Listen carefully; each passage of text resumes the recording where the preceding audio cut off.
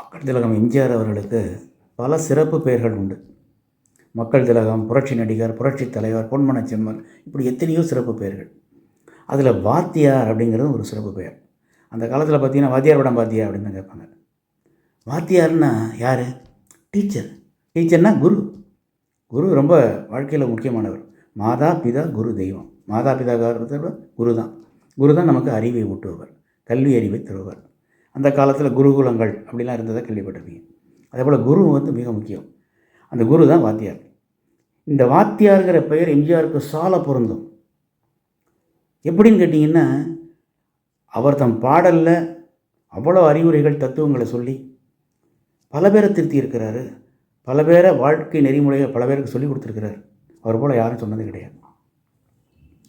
சிறியவர்கள் முதல் பெரியவர்கள் வரை இன்றும் அவர் பாடல்களை கேட்டு நல்ல ஒழுக்கத்தோடு வாழ்ந்தவர்கள் இன்றைக்கும் இருக்கிறார்கள். பெற்றால் தன் பிள்ளையான்னு ஒரு படம் வந்தது, பார்த்துருப்பீங்க. அதில் பேபி ஷகிலா, தங்கவேல் ஒரு பொம்மை டாய்ஸ் வண்டியை தள்ளிட்டு வருவார், பொம்மைகள் வச்ச வண்டியை தள்ளிட்டு விற்றுட்டு வருவார். அப்போ இந்த குழந்தை அந்த பொம்மையில் ஒரு பொம்மையை எடுத்து ஆசையாக பார்க்கும். உடனே தங்கவேல் கேட்பார், இந்த பொம்மை உனக்கு பிடிச்சிருக்காமா அப்படின்னு. ஆமாம் அப்படின்னு. இந்த குழந்தையினுடைய வசீகரத்தன்மை, கவர்ச்சியெல்லாம் பார்த்துட்டு, அழகான பேச்செல்லாம் பார்த்துட்டு, இந்த பொம்மையை நீயே வச்சுக்கோமா அப்படிம்பார்.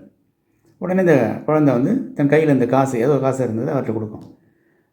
அந்த வியாபாரியான தங்கவேலு, ஐயோ காசு வேண்டாமா, நீ பொம்மையை சும்மாவே வச்சுக்கோ அப்படின்னு.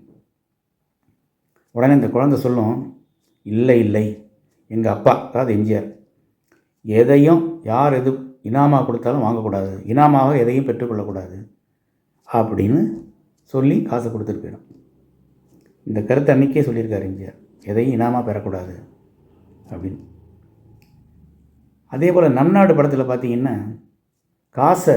காசு கொடுத்து ஓட்டு வாங்கி இது பண்ணுவாங்க அரசியல்வாதிகள். அப்போ அது எம்ஜிஆருடைய அறிவுரையாக சொல்லுவார் எம்ஜிஆர், உனக்கு கொடுக்க ஓட்டு உரிமையை காசுக்கு விற்கக்கூடாது, ஓட்டை காசுக்கு விற்கக்கூடாது, காசு வாங்கிட்டு ஓட்டு போடக்கூடாது, இது மகம் தவறு அப்படின்னு அப்போவே சொல்கிறார். இந்த நம்நாடு படம் வெளிவந்தபோது நான் திரையுலக பத்திரிகையில் ஒரு கவிதை எழுதினேன். அந்த கவிதையை படித்து பார்த்துட்டு என்னை பாராட்டினார் எம்ஜிஆர். பாராட்டும் போது எங்கிட்ட ஒரு வார்த்தை ஒன்று சொன்னார், அதை இன்றைக்கு என்னால் மறக்க முடியாது. இந்த நம்நாடு படம் வெளிவந்த பிறகு எனக்கு பல பொது நண்பர்கள் கிடைத்தார்கள். ஆனால் அதே நேரத்தில் இதுகாரும் நண்பராக இருந்தவர்களெல்லாம் எதிரியாக மாறி போனார்கள் அப்படின்னு சொன்னார். அந்த படத்தில் வாங்கையா வாத்தியாரையான்னு ஒரு பாட்டு, அதை கேட்போம் வாங்க.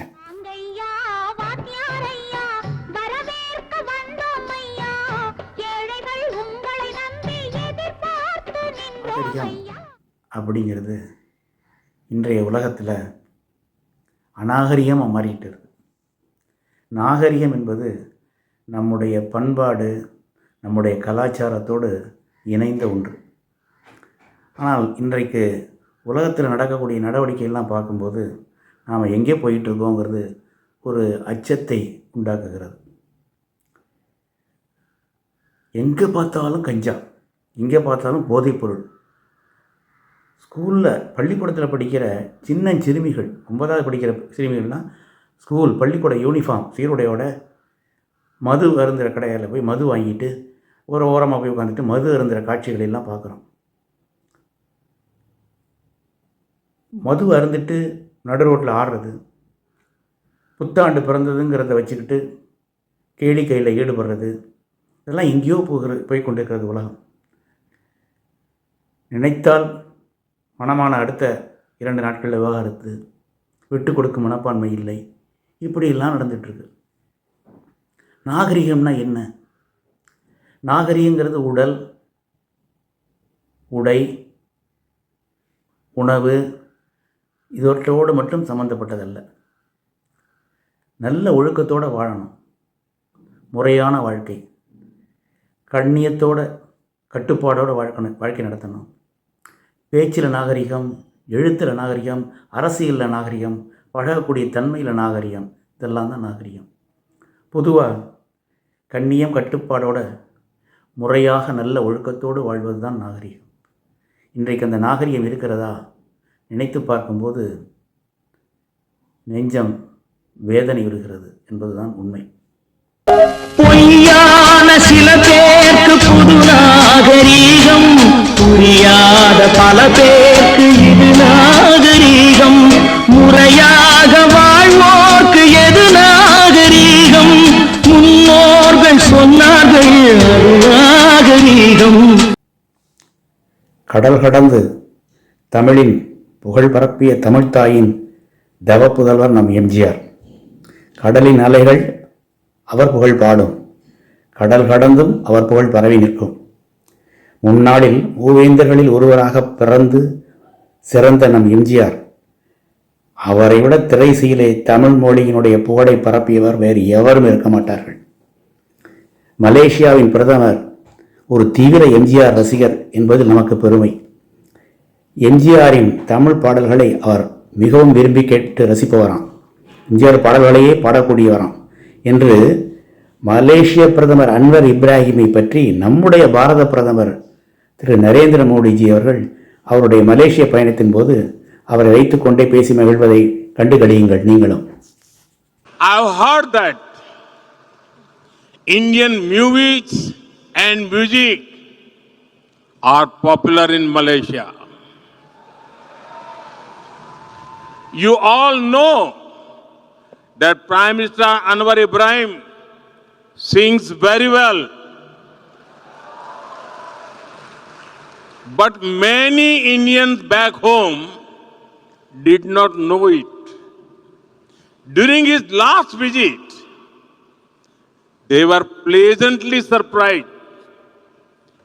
Videos of him singing an old Hindi song in India went viral. It is wonderful that he also loves Tamil songs of the legendary MGR.